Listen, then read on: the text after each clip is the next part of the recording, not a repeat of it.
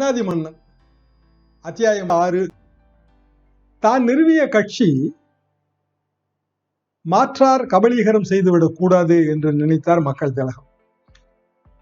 முந்தைய அத்தியாயத்தில் குறிப்பிட்ட மாதிரி சிதம்பரம் அதிமுக பொதுக்குழு செயற்குழுவிலே எம்ஜிஆர் அவர்களையே நீக்குவதற்கான ஒரு முயற்சி மேற்கொள்ளப்பட்டது. அது முறியடிக்கப்பட்டது. இத்தகைய முயற்சிகள் அதற்கு பின்னர் வரக்கூடாது என்று எம்ஜிஆர் நினைத்தார். அதற்காக அவர் 2 விஷயங்கள் செய்தார். நான் ஏற்கனவே குறிப்பிட்ட மாதிரி கழக சட்டதிட்ட விதிகளிலே மாற்றம். பொதுச் செயலாளரை அல்லது கழகத்தின் உச்சபட்ச அதிகாரம் கொண்ட பதவியை அடிப்படை உறுப்பினர்கள் தான் தேர்ந்தெடுக்க வேண்டும். இது ஒரு முக்கியமான விதி மாற்றம். அதற்கு பிறகு மக்கள் திலகம் செய்த ஒரு ஏற்பாடுதான் பச்சை குத்துதல். இது பற்றி மாறுபட்ட கருத்துக்கள் அந்த காலகட்டத்திலேயே இருந்தன. எம்ஜிஆரை ஆதரித்து எழுதி கொண்டிருந்த சில பத்திரிகைகள் கூட அதை கண்டித்தன. திமுக பெரிதும் கண்டித்தது. இது அரசியல் அடிமைத்தனம் என்று கூறியது.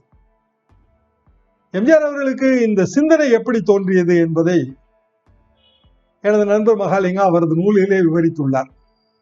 ஒரு முறை மாம்பலம் அலுவலகத்திலே அமர்ந்து மதிய உணர்வு சாப்பிட்டுக் கொண்டிருக்கும் போது முத்து அவர்கள், அதாவது பின்னால் எம்ஜிஆர் நினைவில்லத்தின் காப்பாளராக இருந்தார், இப்போது மறைந்து விட்டார், அவர் அவரது கையிலே அவரது மனைவியின் பெயரை பச்சை குத்தி இருந்தார்.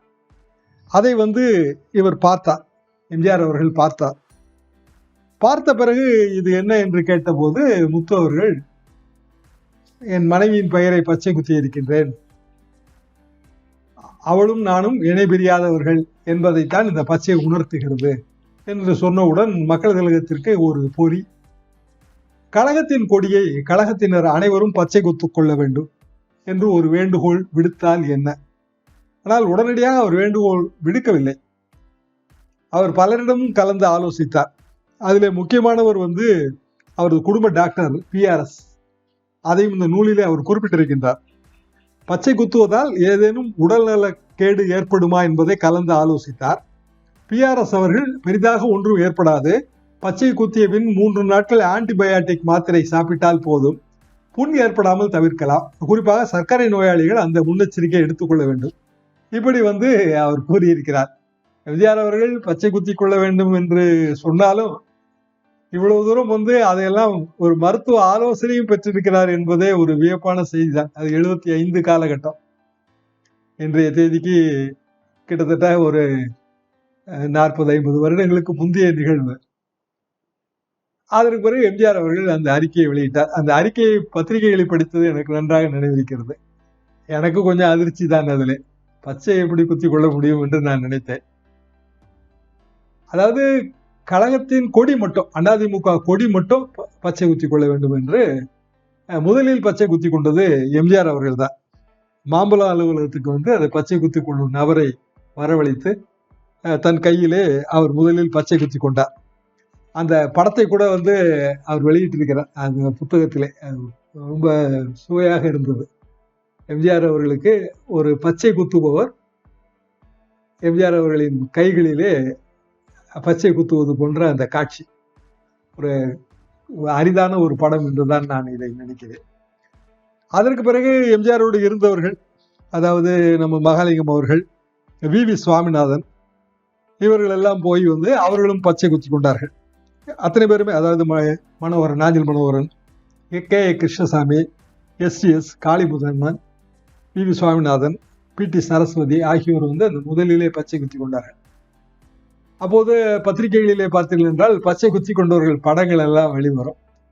பச்சை குத்தி கொண்டவர்களோடு சேர்ந்து எம்ஜிஆர் ஒரு படம் எடுத்துக்கொண்டார். இதுவும் இந்த புத்தகத்தில் வெளியிடப்பட்டிருக்கிறது.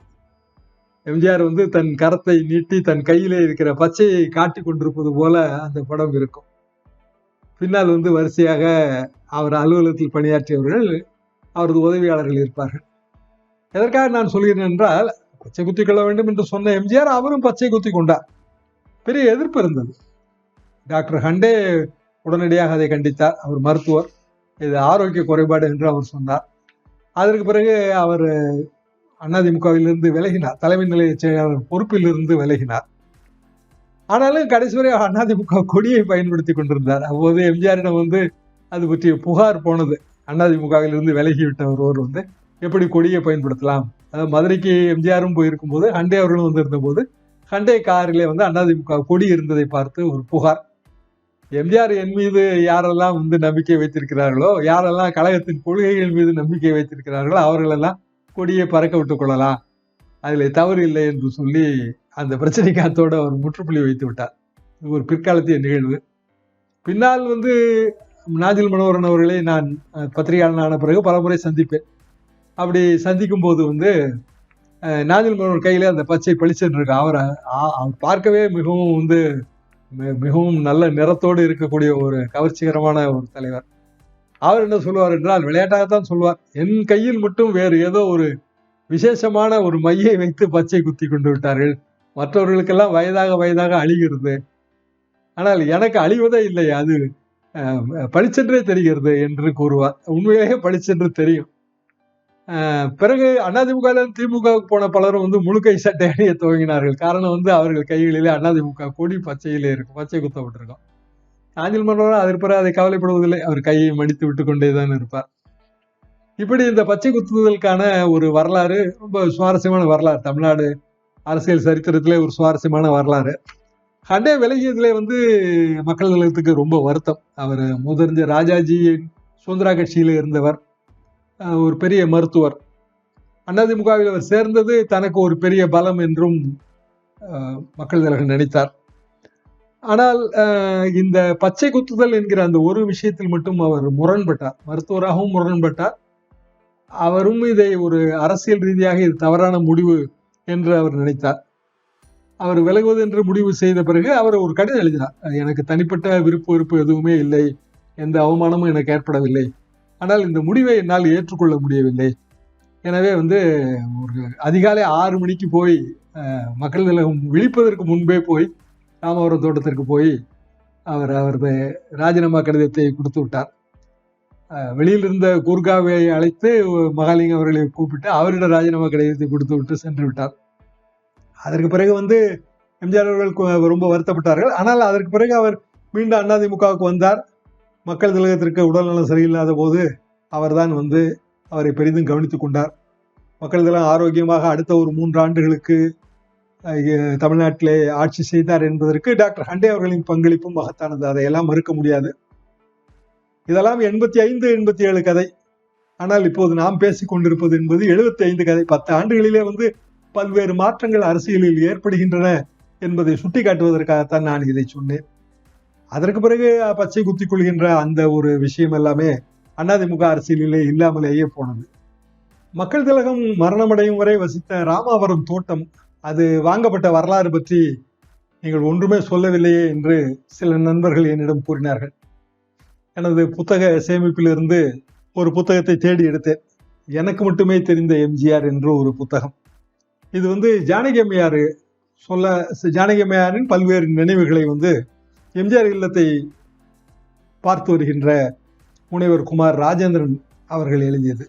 குமார் அவர்கள் மிகுந்த ஒரு படிப்பாளி, எம்ஜிஆர் இல்லத்தை பார்த்து வருகிறார் இப்போது. இன்னும் சொல்லப்போனால் எம்ஜிஆரின் ஒரு வகையிலே பார்த்தால் எம்ஜிஆருக்கு பேரன் உறவு முறை வேண்டும். எனக்கும் நல்ல நண்பர், அவரும் இந்த நிகழ்ச்சியை பார்த்து வருகிறார். இதுல வந்து அவர் கூறியிருக்கிற விஷயம், அதாவது ஜானகி அம்மையார் எழுதியதாக அவர் கூறியிருக்கிற விஷயம், ராமவரம் தோட்டத்தை வாங்கும்போது அது ஒரு தென்னந்தோப்பாகத்தான் இருந்திருக்கிறது. 60களிலே வாங்கப்பட்டது, 20,000 ரூபாய் தான் அதன் விலை. அப்படி வாங்கிய ராமாவரம் தோட்டத்திலே சில தென்னை மரங்களை மட்டும் அகற்றிவிட்டு அப்படியே அதை அந்த இயற்கையான சூழல் கெடாதபடி அதற்குள் ஒரு சிறிய வீடுதான் முதலில் நாங்கள் கட்டினோம். ஜானகி அம்மையார் கூறுகிறார், நாங்கள் ஒரு சிறிய வீடுதான் கட்டினோம், அதற்கு மாடி கூட அதற்கு பின்னால் தான் எழுப்பினோம், மிக ஒரு சிறிய அறையே தனக்கு போதும் என்றுதான் எம்ஜிஆர் அவர்கள் சொன்னார்கள். முதலமைச்சரான பிறகு அந்த வீட்டில் எந்த மாறுதலுமே செய்யக்கூடாது என்பதிலே மிக தெளிவாகவும் உறுதியாகவும் எம்ஜிஆர் அவர்கள் இருந்தார்கள். இதெல்லாம் ஜானகி அம்மையாரின் நினைவு குறிப்புகளில் இருந்து கூறப்பட்டிருக்கின்ற விஷயம். அதுபோக முக்கியமான ஒரு விஷயத்தை இந்த நூலிலே அவர் குறிப்பிட்டிருக்கிறார். திமுகவில் இருந்து விலக்கப்படுவதற்கு முன்பே எம்ஜிஆர் உள்ளத்திலே ஒன்று தோன்றி இருக்கிறது. அரசியல் ரீதியாக தன்னை அழித்துவிட ஒரு முயற்சி நடக்கிறது என்று எம்ஜிஆர் உணர்ந்ததாகவும் அதை தன்னிடம் கூறியதாகவும் ஜானகி அம்மையார் பதிவிட்டிருக்கிறார்கள். அதாவது அவரிடம் ஒரு அதிசய சக்தி இருந்தது. இது நிகழலாம் என்பதை அவர் முன்கூட்டியே யூகித்து விடுவார். திமுகவிலிருந்து விலகுவதற்கு முன்கூட்டியே அரசியலில் என்னை அஸ்தமிக்க செய்ய ஏதோ நடக்கிறது, ஆனால் அது நிகழவே நிகழாது, இப்படி தன்னிடம் கூறிக்கொண்டிருந்தார். ஏன் அப்படி சொல்கிறார் என்று எனக்கு அப்போதைக்கு தெரியவில்லை. பின்னால் நான் அதை உணர்ந்து கொண்டேன் என்று ஜானகி அம்மையார் அதை கூறியிருக்கிறார். எம்ஜிஆர் உள்ளத்திலும் அந்த நினைப்பு இருந்திருக்கிறது. அதிமுக என்கிற கட்சி பிறப்பதற்கு பல மாதங்களுக்கு முன்பிருந்தே இப்படியான ஒரு நினைப்பு எம்ஜிஆர் மனதை வாட்டி இருக்கிறது என்றுதான் நாம் இதை புரிந்து கொள்ள வேண்டும். எம்ஜிஆர் ஏன் அதை பற்றியெல்லாம் கவலைப்படவில்லை என்றால், வாழ்க்கையிலே ரொம்ப கீழ்நிலையில் இருந்து படிப்படியாக உழைத்து மேலே வந்தவர். இன்னும் சொல்ல போனால் அவரே அவரது வாழ்க்கை வரலாறு நான் ஏன் பிறந்தேன் ஆனந்த விடனை தொடராக வெளிவந்தது. அதிலெல்லாம் அந்த பசி கொடுமையை பற்றி நிறைய எழுதியிருப்பார். அடுத்த வேளை அரிசிக்கே என்ன வழி என்று தெரியாத ஒரு நிலையில் இருந்துதான் நான் வந்தேன். எனவே எனக்கு பசி கொடுமையை பற்றி எனக்கு நன்றாகவே தெரியும். எனவேதான் சில ஆடம்பரங்களை நான் விரும்பவில்லை. ரொம்ப சிறிய அறையாக இருந்தாலும் அதைத்தான் நான் கடைசி வரைக்கும் பயன்படுத்தினேன். இப்படியெல்லாம் அவர் நிறைய விஷயங்களை தொடர்ந்து கூறி வந்திருக்கிறார். நாம் அனைவருமே கடைபிடிக்க வேண்டிய ஒரு விஷயம்தான். மனிதர்களுக்கு 3 வேளை உணவு, இருப்பதற்கு ஒரு இல்லம், சில அடிப்படையான தேவைகளுக்கான வசதிகள், இதை தவிர வேற பெரிய விஷயம் எதுவும் தேவையில்லை என்றுதான் நான் நினைப்பேன். நான் பத்திரிகையாளனாக இருந்து இவ்வளவு காலம் வரைக்கும் அந்த கொள்கைகளை விடாமல் கடைபிடித்து வருகிறேன். தேவைக்கு அதிகமாக நீங்கள் எதை சேர்த்தாலும் அதைத்தான் நீங்கள் பாதுகாக்க வேண்டியது வரும். அது உங்களை பாதுகாக்காது. எவ்வளவு பணம் இருந்தாலும் சரிதான், பணத்தை நீங்கள் பாதுகாப்பதற்குள் விழி பிதுங்கிவிடும். பணம் உங்களை ஒரு காலத்திலும் பாதுகாக்காது. இப்படித்தான் வாழ்க்கை நகர்கிறது. இந்த வாழ்க்கையை நம் கண் முன்னாலே நிஜமாக்கி காட்டியவர் மக்கள் திலகம். அவர் வாழ்க்கையிலிருந்து நாம் அனைவருமே கற்றுக்கொள்ள வேண்டிய பாடம் இதுதான் என்றுதான் நான் எப்போதுமே நினைப்பேன். நடிகர் சங்கம் தோற்றுவிக்கப்பட்ட போதும் அந்த துவக்க விழாவிலும் அவர் இதை பேசியிருக்கிறார். நடிகர் சங்கத்தின் ஒரு தலைவராகவும் அவர் பணியாற்றி இருக்கிறார். நடிகர் சங்கத்திற்கென்று ஒரு பத்திரிகையை கொண்டு வந்த போது நடிகன் குரல் என்று பெயர், அந்த பத்திரிகையின் ஆசிரியராகவும் இருந்திருக்கிறார். அது குறித்து ஜெயலலிதா அவர்கள் ஒரு முறை அது என்ன நடிகன் குரல் என்று இருக்கிறது, நடிகையர் குரல் கிடையாதா என்றெல்லாம் கேட்டதாக செய்திகள் உண்டு. எதற்காக நான் சொல்கிறேன் என்றால், எம்ஜிஆர் அவர்கள் எப்போதுமே அவர் கொடுத்து மற்றவர்கள் அதை பெறுவதிலே அவருக்கு மகிழ்ச்சி இருந்தது. அள்ளி கொடுத்து வாழ்பவன் நெஞ்சம் ஆனந்த பூந்தோப்பு, அதிலே அவருக்கு எப்போதுமே மகிழ்ச்சி இருந்தது. ஜானகி அம்மையார் எழுதியிருக்கிறார். ஒரு முறை ரிக்ஷாக்காரன் படத்திற்கு பிறகு ரிக்ஷா ஓட்டுகிற தோழர்கள் கொஞ்சம் பேர் திண்டுக்கல்லில் இருந்து ராமவரம் தோட்டத்திற்கு அப்படியே ரிக்ஷாவிலேயே பயணம், பல 100 கிலோமீட்டர் பயணம் செய்து காத்திருந்து எம்ஜிஆரை பார்த்தபோது எம்ஜிஆருக்கு ரொம்ப கோபம். இவ்வளவு தூரம் நீங்கள் ஏன் ரிக்ஷாவில் வந்தீர்கள் என்று சொல்லி அவர் என்ன செய்தார் என்றால், அவர்களுக்கு சாப்பாடு போட்டு ஆளுக்கு 200 ரூபாய் பணம் கொடுத்து அவர்கள் ஓட்டி வந்த ரிக்ஷாக்களை எல்லாம் ஒரு லாரியிலே ஏற்றி அதைத்தான் திண்டுக்கலுக்கு கொண்டு போக சொன்னார். நீங்க இங்கிருந்து போகும்போது பஸ்ஸில் போங்கள் என்று சொல்லி பஸ் செலவுக்கும் பணம் கொடுத்து விட்டார். அந்த மாதிரி மனங்களை படிப்பதிலும் மனிதர்களின் மனங்களை வெற்றி காண்பதிலும் எம்ஜிஆருக்கு இருந்த அந்த மகோன்னதமான சக்தி அநேகமாக எந்த தலைவருக்குமே இல்லை என்பதுதான் எனது தாழ்மையான கருத்து. ஜானகி அம்மையார் நூலிலே இன்னும் பல சுவாரஸ்யமான சம்பவங்களை பற்றி கூறியிருக்கிறார். அதாவது எம்ஜிஆருக்கு எப்படி இத்தகைய ஈகை உள்ளம் வந்தது என்பதையும் அவர் விளக்கி இருக்கிறார். நமக்கென்று எதையும் சேர்க்கக்கூடாது என்கிற அந்த எண்ணமும் அவருக்கு சிறு வயதிலிருந்து வந்திருக்கிறது. காரணம் அவரது அம்மை, அவரது தாயார். அதாவது சிறு வயதிலேயே கோமணம் கட்டாமல் வேஷ்டி கட்டக்கூடாது என்பதிலே அவர் ரொம்ப உறுதியோடு இருந்திருக்கிறார்கள். ஒரு முறை அவர் எழுதியிருக்கிறார், ஜானகி அம்மையார் எழுதியிருக்கிறார், அன்றொரு நாள் நான் குளித்து விட்டு அதாவது எம்ஜிஆர் முதல் நாள் கயிற்றில் உலர போட்டிருந்த கோவணத்தை உடுத்த எண்ணி கயிற்றை பார்த்தால் கோவணத்தை காணவில்லை. கீழே விழுந்து விட்டதோ என்று சுற்றுமுற்றும் பார்த்தேன். என் சகோதரர் கோவணத்தோடு நின்று கொண்டிருந்தார். என் கோவணத்தை அண்ணன் எடுத்து கட்டி கொண்டான் என்று என் அம்மாவிடம் முறையிட்டவுடன் என் அம்மா என்னை கன்னத்திலும் உடம்பிலும் மாறி மாறி அடித்தார். அடித்து இந்த சிறு வயதிலேயே எனது உனது என்று பார்க்கிற எண்ணம் வந்தது உனக்கு, அது பெரிய தவறு. உன் அண்ணன் உன் பொருளை எடுத்து பயன்படுத்துவது போல் மற்றவர்களுக்கு நீ அவர்கள் விரும்புகிற பொருட்களை குடிக்கிற அளவுக்கு உயர வேண்டும். அவ்வளவு சிறிய வயதிலேயே எம்ஜிஆர் அவர்களுக்கு இந்த பெரிய வாழ்க்கை தத்துவம் உணர்த்தப்பட்டிருக்கிறது.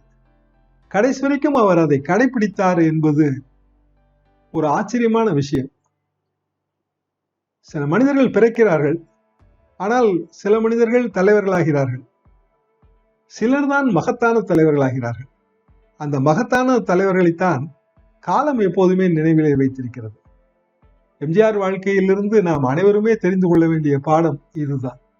அன்பார்ந்த தமிழ் நெஞ்சங்களே, மன்னாதி மன்னன் வரலாற்று தொடர் ஒவ்வொரு செவ்வாய் மற்றும் வெள்ளி மாலை 5 மணிக்கு உங்கள் எம்ஜிஆர் யூடியூப் சேனலில் பதிவேற்றப்படும்.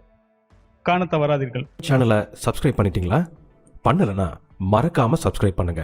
சப்ஸ்கிரைப் பட்டனையும் பெல் ஐக்கானையும் உடனடியாக கிளிக் பண்ணுங்க.